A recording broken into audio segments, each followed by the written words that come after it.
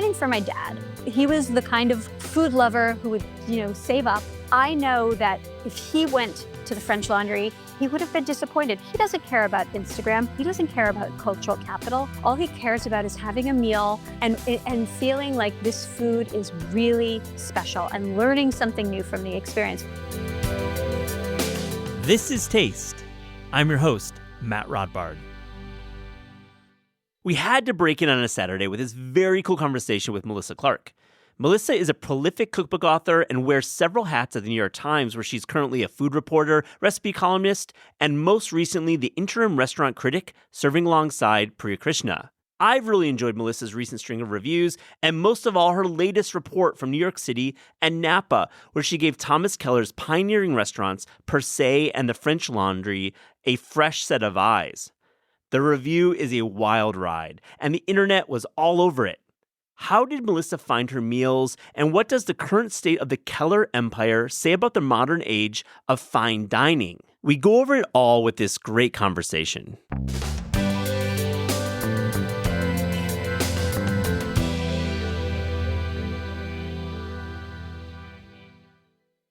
Melissa Clark, welcome to This Is Taste. How are you? I'm well. How are you, Matt? Oh, I'm great. I'm even better because I'm reading some really great restaurant criticism coming out of the New York Times. I must say, it's amazing to see the work that you and Priya are doing right now as joint critics. And I wanted to get in touch with you to talk about your recent review. Are the French Laundry and Per Se still worth the splurge? We went back to see. Before I get into some questions about your experiences there, when you kind of were given this assignment or decided you wanted to do it, was Pete Wells' iconic bong water quip from his 2016 review of Per Se in the back of your head? Oh, absolutely. I mean, as soon as my editor, Emily Weinstein, mentioned that this was a possibility, I went back and read Pete's reviews. I went back and read everybody's reviews of Per Se. I read Ruth Reichel's review or Critic's Notebook about the French Laundry.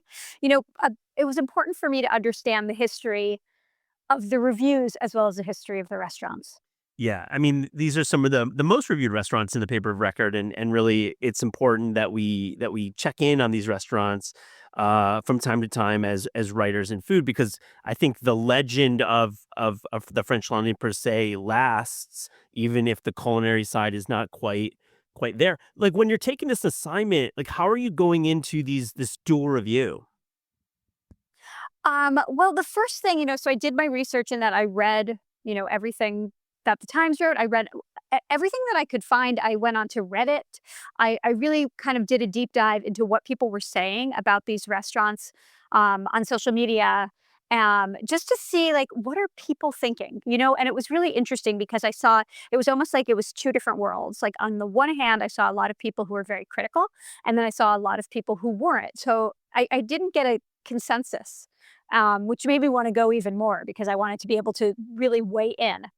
Right, right. I mean, I think you treated it like you were reporting any story that you report, and that is what I would expect. So you start the review with an open question for restaurants that have faded in the eyes of critics but remain extremely booked. What's the draw? And we'll get to your answer. But before we get to your answer, let's zoom out and talk about fine dining in 2024. You do answer this question a bit, but really, are we just big trophy hunting with our fine dining excursions these days? I mean, I think it depends on who you are and where you're going. I don't think that a fine dining experience has to be that. I think many people, I can't say most people, but I know many people want to go to a fine dining restaurant to eat really delicious food and have the experience of fine dining, which is, of course, you want food that is creative, that makes you think, that makes you feel, right? I mean, I've had meals that have made me cry and made me laugh and just all of those things. And we want that experience. There are people who go because they want to cross something off their bucket list. Of course, they want the cultural capital, the bragging rights, but I hope that's not the majority. I know that I fall into I want the experience of eating in this amazing place. And I also want to understand the chef's vision. I mean, it's like art. When you go to a museum and you look at a painting, you want to understand everything that artist has brought to that canvas. So I hope that that's what people are thinking when they want to spend the money. Also, fine dining is not cheap. You're spending a lot of money and you really want it to live up to that. Well, I like the analogy of the painting because I think food as art is always debatable, and many across the spectrum chefs, debate on the idea of if they're doing art or is it just a craft. But really, when you go to these spaces and you get the service and the ambiance and the materials in the space, it feels like a work of art, right? Like you feel like you're entering a creative vision of somebody. At its best, yeah, it does. Okay, so we'll start with per se. You found what can be described by me at least as a technically flawed version of Thomas Keller's original genius that we all know, that we all recognize in this iconic cookbook, the French Laundry cookbook that sold over 1 million copies. But really, let's talk about the low points. Yeah. Well, I mean, I really was I hadn't been to Per Se in years. I had read Pete's review, but also, I had also read Thomas Keller's apology, where he said that he was going to, get back in there and really turn things around. So and it was still hard to get a reservation. It seemed like it was booked. So I had high expectations when I walked in. Maybe that was part of the problem, that I was expecting a lot. And from the very first mouthful, I have to say it was disappointing. And I will talk about when you go into Per Se or French Laundry, you're always given these canapes to start. And I remember the first time I went to French Laundry, back in, you know, the late 90s, early 2000s. I remember every bite of that meal. I remember the canapes because they were so transcendent. You get a little salmon cornet, which is a tuile with sesame, and then it's filled with red onions and creme fraiche and salmon tartare, and you eat it in one bite. And it's like this crunchy, creamy, just lovely bite. And my first bite at Per Se was clunky. I bit in and it was like, oh, wait, this tuile isn't thin, it's thick and it's sweet. And the cream it's barely there. And then the salmon tartare was pasty, and so it was like the first bite was a disappointment. And then the meal kind of followed from that. Man, from that first bite, are you just is there just a sinking feeling that perhaps something that you'd read on one of those Reddit boards was actually coming into fruition during your official review visit? I mean, I'm an optimist. It Yeah. took me maybe 3 courses to finally get there. I tried to stay optimistic. Yeah, and you note about texture. It seems like texture was really off that night. It feels like that's a really kind of fundamental principle for all cooking. Like if something's gummy or flubby, or you use some great words that I'm not, gonna come to mind, but like you really these seem like kind of elementary mistakes. Yeah, gloppy, starchy, dummy for sure. Yeah. So it was almost like somebody went a little crazy with the starch and the gelatin in that kitchen. Everything, the textures were off. The tapioca and pearls, which is another famous dish of his, which I had had at French Laundry, which is amazing when you eat this. Tapioca pearls, which just are bouncy and lively in your mouth with the zabayon and then oysters and then the little pop of the caviar. It's so magnificent. And then the one at Per Se that I had was really like tapioca pudding. No. It Oh was no. it was like it's like cafeteria tapioca pudding gluey. And it just shouldn't have been that way. And a lot of the sauces were they you'd put your fork into the sauce and it would peel up almost like fruit leather, like they were over thickened. Some of them didn't have they were very indistinctly flavored. A lot of the food was awkwardly plated. I compared my photos that I took on my phone to the restaurant's official photos. And you could see that they weren't plated correctly. We had a foie gras dish that it was supposed to be a little dollop of yam puree, and we got this giant squiggle and these big pieces of these big cranberries instead of smaller pieces, and it just threw everything off. The balance was off, and it kind of continued like that. Well, it's a really interesting point. I imagine you were dining with a couple people, one person for this meal, Yeah, there were actually three of us. 3 of you total. You're not anonymous. You write cookbooks, you do videos, you're out there. And there's always this debate of being anonymous or not in reviews. But really, this is a classic example, and I believe the reason why being anonymous is not required. You should have been given the most perfectly plated version of that dish in that restaurant that night. And You yeah, yeah. I mean, that was what was so surprising to me is that, um, I wasn't anonymous. I mean, we didn't make the reservation under my name, but I was spotted, pretty quickly after I came in. And, you'd think I would get as good as they could give. Maybe I did. Maybe I did get as good as they could give, or maybe I didn't. I don't know. It's hard to know. But yes, you would think that they would have really, um, well, put their best foot but forward. it's like steering an aircraft carrier in some of these situations. Like you Yeah. know, and really, I think it's just a proof that yes, being anonymous does have its benefits, but honestly, you're not going to get that much of a different experience with the cuisine in a lot of Yeah. I places. mean, Yeah, I think that I mean, that was one of the things when I took on the interim critic position.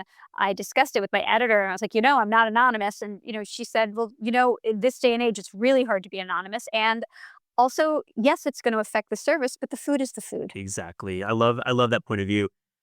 Melissa, you found that the desserts were great, and really, you're not one who suffers fools when it comes to that side of the menu. You're an expert, and you really know what you're talking about when it comes to pastry, baking, desserts. Talk about some highlights from the dessert side. Okay, the desserts were, I mean, they were just spot on. Love it. Everything was great. And, kudos to the pastry chef. It was, so there's a famous dish called coffee and donuts Yep. where you get a trompe l'oeil cappuccino, which is really a mousse in a little cup with this lovely foam. It looks like you could drink it, but you use a spoon, and then real donuts.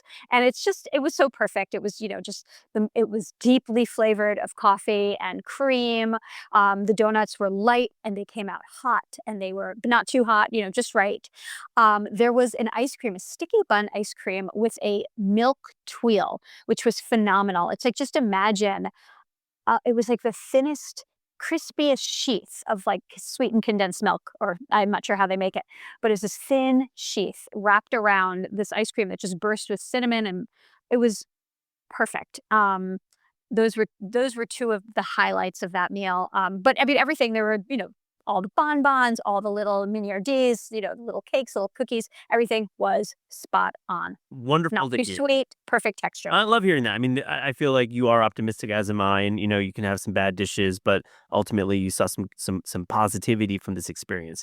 So weeks later, you find yourself in the Napa Valley at the French Laundry, and the oysters and pearls, the salmon cornet, and the truffle custard. They're better. These are the similar dishes from per se. So was there a slight sense of redemption for our hero Thomas Keller? Yeah, I mean, the meal really was, much of the meal, well, all of the meal was better. It was 100% better. Chef Keller he was on the premise, he was there, so, you can tell that he was watching things, and there was nothing, there were only 2, I think it was an 11-course meal, and there were only 2 courses out of those 11 courses which were not good. The rest were really good. 2 of them were outstanding. All of the canapes were spot on. Oysters and pearls, exactly like they should be. Salmon cornet, the tuile was thin. It was just the perfect bite. The truffle custard, also delicious, creamy.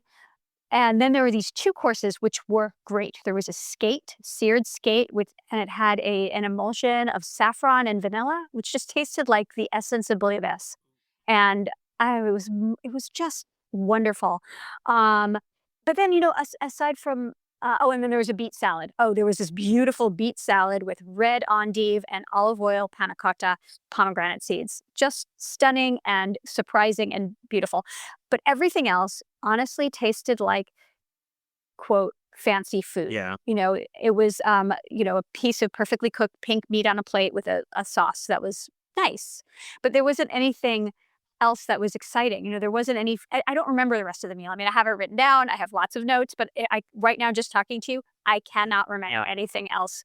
There was some lamb.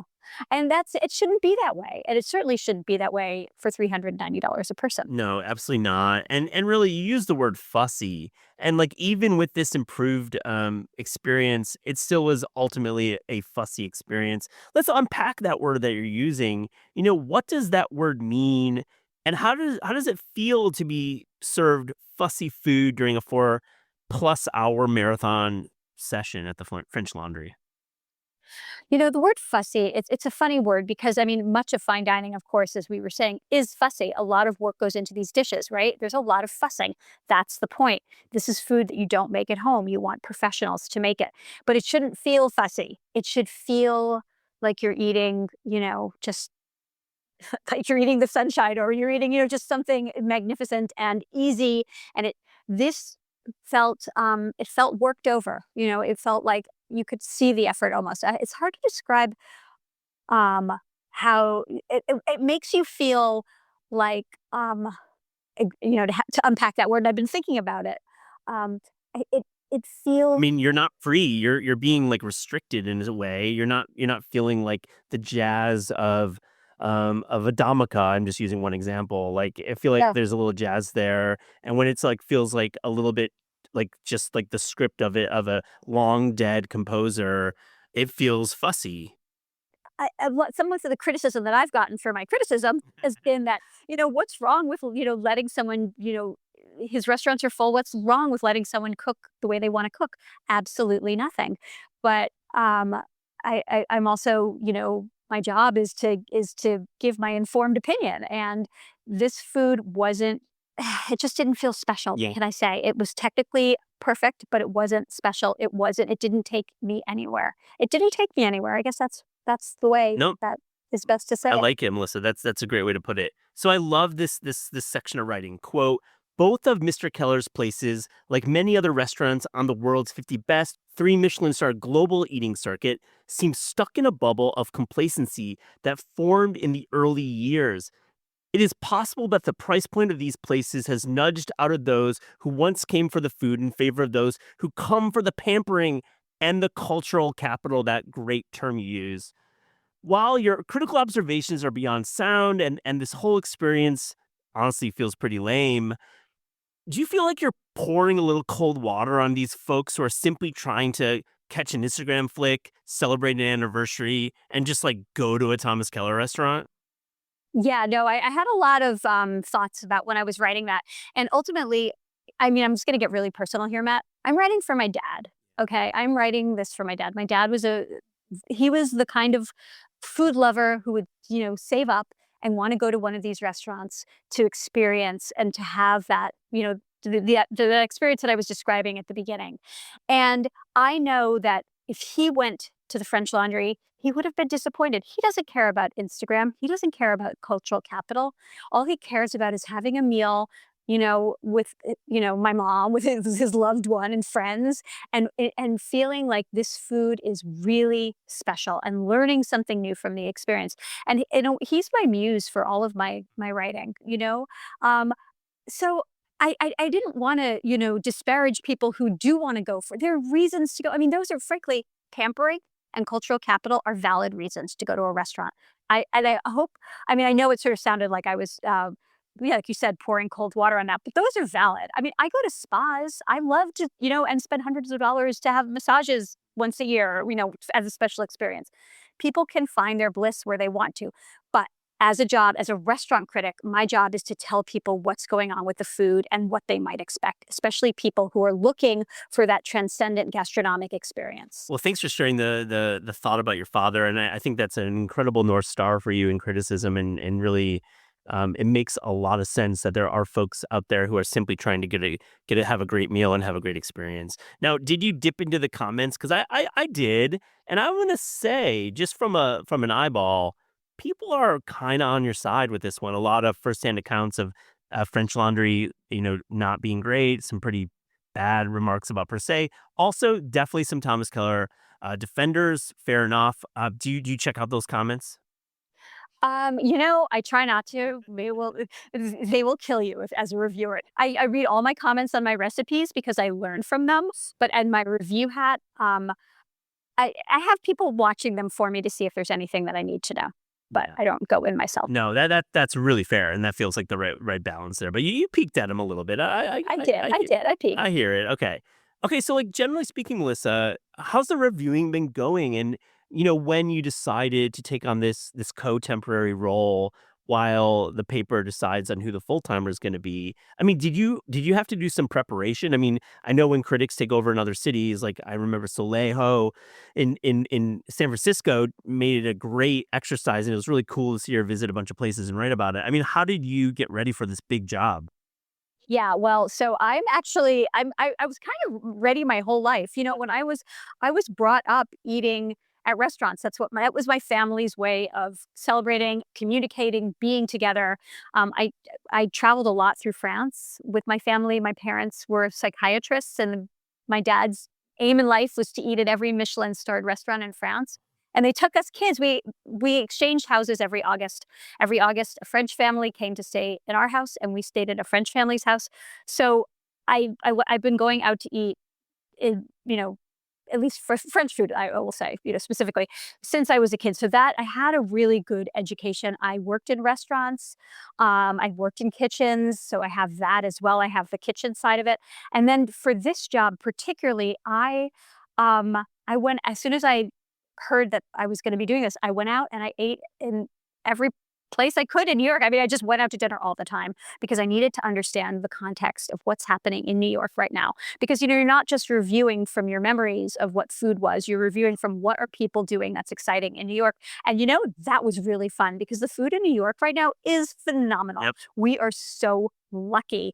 And I love, I mean, I also happen to be lucky. I love all kinds of foods. I love fine dining, absolutely. But I love all kinds of dining. What I love is I love when someone puts their heart into what they're cooking. That's what I'm looking for. I love the heart and the soul. And you do feel it. You really feel it. And I got to experience it a lot. So that's been great. Well, I think you really connected with Lola's and really that review. It really kind of nets out what you're saying here is that you found a love of food with that meal. Yeah, but here's the thing. I'm really looking for places like that. I'm looking for places where you see the love of what they're doing, and I want to tell people about those places. And so I'm looking for that. I'm not. And I like not. I like to say nice things about people. That's my. I don't like to. I don't. I have to be critical. That is my job. So, but if I can find a place that I love and I can share that, that's as a critic, that's my dream. I've had Pete on a couple times, and really a big part of that conversation like stuck with me. And it's like there's a lot of times when critics will visit restaurants and they'll get like a sense of like mid. And Yes. have you been getting that with your reporting and your visits? Yes, yeah, and then I'm not gonna write about You're it. not. I'm not gonna trash a family restaurant or a small restaurant that's just doing the best they can, and maybe it's not, or for whatever. I'm not out to do that. I'm out to find the gems, write about the great places, and then if there's a place that I think people are really excited about and needs to be written about, like Din Tai Fung, Mhm. frankly, it was a big opening, so and I had to go there and I had to tell the truth. The word news is in newspaper, and you have to cover the news, and that was a huge story. Yeah, and like the responsible critics are the ones who figure out that balance between, is it punching down or punching up, and is it a restaurant that deserves the really sharp criticism? Clearly, per se in French Laundry, were that. I mean, when you're doing these visits, I mean, are you visiting a lot of places that you end up not writing about? Yes, for sure. Oof. That's tough. I mean, that's like 3 hours out of your day, it's some calories, but I guess it's just part of the job, right? Well, I learn something from every place I go. It's not wasted time. I'm always learning. So what's it like sharing the column with Priya Krishna?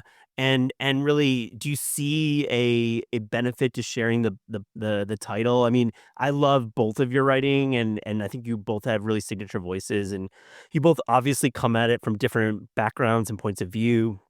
What's that like? I love it. I wouldn't have wanted to do it all by myself. I think I would want to. It's easier to do it when you are only responsible for every other review. So first of all, it's easier and I can also do some of my other job like recipes, which are still important to me. So I love that. And then Priya's a dream to work with. She and I have had it's not exactly collaborative. She writes her reviews, might write my reviews, but we can we're just a sounding board for each other. And it's great to really have someone to talk about and who's going through asking the same questions, going through the same, just sort of mental stance about how to approach this. And I think she's a fantastic writer and doing a great job. So I couldn't be happier with the way that we get to both do this together Yeah. and separately. I had Bill Addison on years ago when he was sharing the role with another writer, and really, are you guys like calling dibs on certain restaurants, like on the Well, tap? okay, so there is that. We are calling, so there's a dib thing, but we're okay because we've had some places that I know. I've definitely called dibs on places she kind of had her eye on, and she's called dibs on places I've had my. But it all work. You know what? It's all washes out in the end. Like, I guess it's your editor's job. I mean, are your editors assigning you restaurants, or are you pitching? How's that work? Oh, we're no one assigns us. We pitch, we find, we pitch, and then we negotiate between amongst ourselves. They just want to make sure that we're going to get them in every 2 weeks. So, Melissa, I can't let you go without asking you about holiday baking. Do you have a signature cookie this year? Either a new holiday cookie or something that you're bringing back that you just are really thinking this is the year for this one? Okay, well, I am a shortbread fanatic. I love Yep. shortbreads in all different iterations, all different ways. And I did for Cookie Week, New York Times Cookie Week, which is always a big, exciting entree into December. It's just, it's a collaboration between several of New York Times contributors and staffers. And this year I did a peppermint shortbread that I'm so excited about. So it is, classic shortbread with a little egg yolk in it to make it just very tender. And it's peppermint extract. And I decorated the top with royal icing. Almost, it looks like a black and white cookie in that it's half and half, except that it's red and white. So it recalls a candy cane. So it's this just lovely, tender cookie with this, and the frosting, the glaze sets. So it's got a crisp snap to it. And it's a little bit candied because of the peppermint, and then just this soft cookie. I just am crazy about this year's cookie. Oh, I'm leaning hard into peppermint too. I can't wait to try your recipe. I'm going to link to it in our story. And we had Vaughn Vreeland on earlier this week talking all about the cookie package. So definitely check out that episode. Oh, yes, Vaughn is the master at it. He is our cookie hero. He really is. It was a great interview. Now, I have to ask you, last time you were in the studio, you hinted that you were working on a memoir. And I don't want to be the guy to be like, how's the book going? But I am going to be that guy. Like, how's the memoir coming along? I can't wait to read it. It's slow. It's a really a different kind of writing for me. And I'm having trouble. I'm gonna say I'm having trouble with it. It progresses. It's just slow. Yeah, yeah, yeah. I mean, listen, you're gaining new life experiences too, especially with this new role, and I'm sure there'll be much more to say about your life that will come up. Yeah. Well, that's the thing about when you just keep on living. Keep on living. Well, Melissa Clark, thank you so much for joining and talking about your great review. It was such a pleasure. It was so great to be here. Thanks so much, Matt.